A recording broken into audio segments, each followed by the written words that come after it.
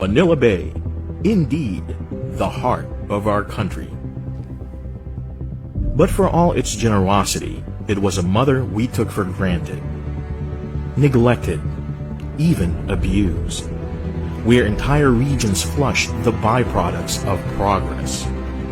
In fact, a mere 100 milliliters of water taken from the bay is contaminated with fecal coliform bacteria in the millions, and in some areas, even billions, more than the acceptable limit, affecting the health of citizens, destroying our rich biodiversity, damaging our resource for the future. And so, quality of life faded like a receding wave, and our character as a nation was tested. Concerned citizens demanded action. The Supreme Court responded with a writ of mandamus, ordering 13 government agencies to clean up, rehabilitate, and restore the waters of Manila Bay to a quality that is fit for swimming and bathing. And finally, it met political will. You start cleaning the Manila Bay, and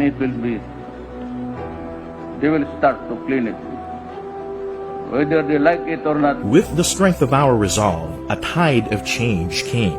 We will launch the biggest battle of them all, not against any invaders, but against the cage of environmental abuse upon this jewel of our historical heritage, the Manila Bay.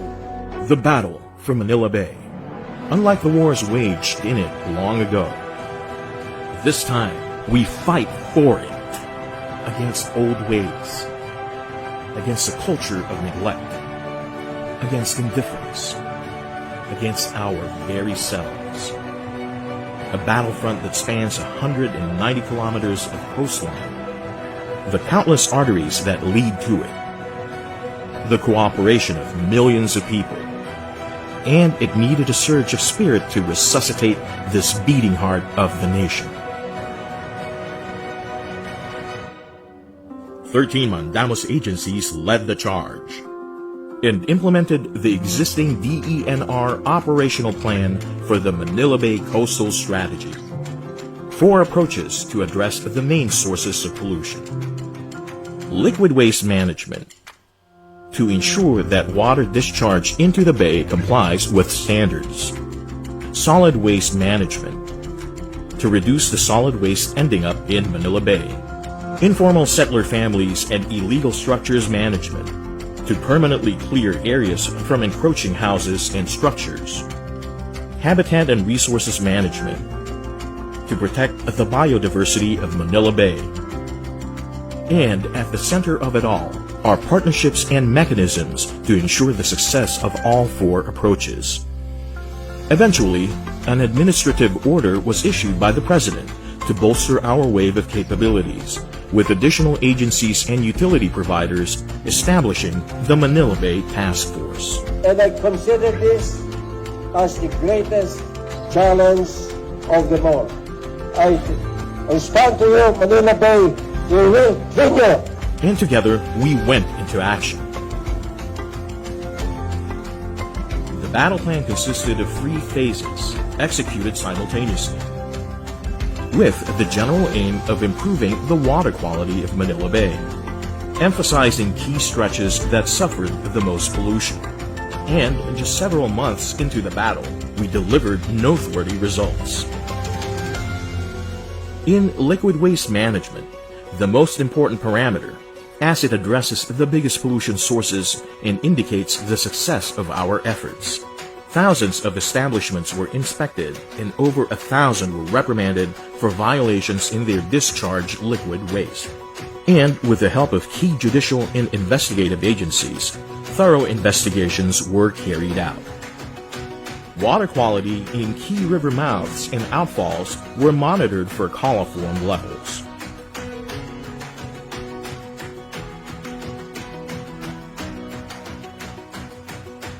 And while almost half of them showed significant decrease in fecal coliform levels, from hundreds of millions mpn to mere millions, they are still a long way to go to meet DENR's strict standard of 100 mpn per 100 milliliters of water. Water quality was also monitored along the seaside and its bathing beaches, with certain areas showing decreased coliform levels from millions of mpn to mere hundreds of thousands. And certain bathing beaches have already passed our standard. The removal of silt may have caused some areas to register higher coliform levels, so we remain vigilant. More people were also finally connected to proper sewerage systems so that their liquid waste will go to treatment facilities before being discharged into the bay. And other intervention technologies were installed. In solid waste management, an environmental compliance audit was conducted. Hundreds of LGUs disposed of residual waste in approved disposal sites. And many of them established resource recovery facilities and systems. Looking forward to the future, more than 100 LGUs also complied with our 10-year solid waste management plan. More than 1 million kilos of solid wastes were collected from the waterways by the various government agencies involved. And containment technologies were installed. And at the barangay level, millions of kilos of solid waste were cleaned up in weekly efforts, with hundreds of other non-compliant barangays conforming after being issued show-cause orders. Waterways were declogged and cleared of thousands of cubic meters of silt and water hyacinths, utilizing floating dredgers to fast-track the operation, and achieving more than half of the collection target already. In the management of informal settler families and illegal structures, hundreds of kilometers of easement areas need to be cleared. Though it will affect tens of thousands of families, many of these areas are also where the highest coliform levels were recorded, exposing these same families to health risks.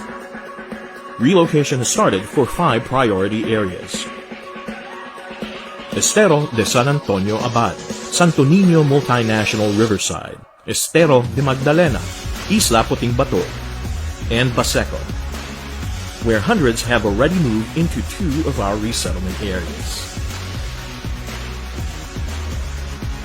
In habitat and ecosystems management, we have laid the foundations to the sustainability of our efforts.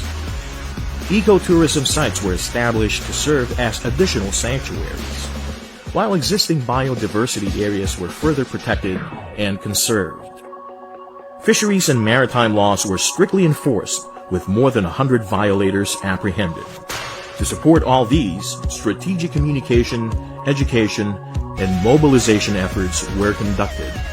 Fora and lectures were held to educate thousands of people from all sectors. And even more were reached through informational materials freely distributed and posted.